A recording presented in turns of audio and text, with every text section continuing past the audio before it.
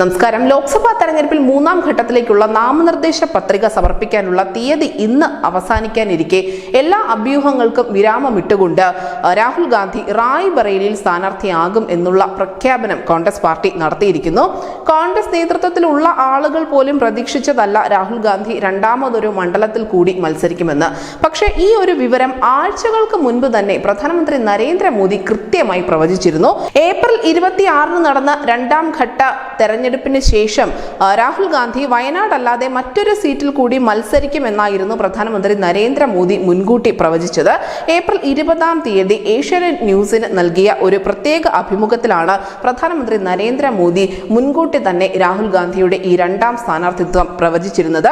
രാഹുൽ ഗാന്ധി മറ്റൊരു സീറ്റിൽ നിന്നുകൂടി മത്സരിക്കുമെന്നും അതിന്റെ പ്രഖ്യാപനം ഏപ്രിൽ 26-ാം തീയതിക്ക് ശേഷം മാത്രമേ ഉണ്ടാകൂ എന്നുമാണ് മോദി പ്രവചിച്ചിരുന്നത്. എന്തായാലും പ്രധാനമന്ത്രിയുടെ പ്രവചനം പോലെ തന്നെ ഇന്ന് ആ പ്രഖ്യാപനവും വന്നിരിക്കുന്നു. രാഹുൽ ഗാന്ധി റായ്ബറേലിയിൽ സ്ഥാനാർത്ഥിയാകുമെന്ന് പ്രഖ്യാപിച്ച കോൺഗ്രസ് പാർട്ടി അമേഠിയിൽ കിഷോരിലാൽ ശർമ്മ മത്സരിക്കുമെന്നും കൂടി വ്യക്തമാക്കിയിട്ടുണ്ട്.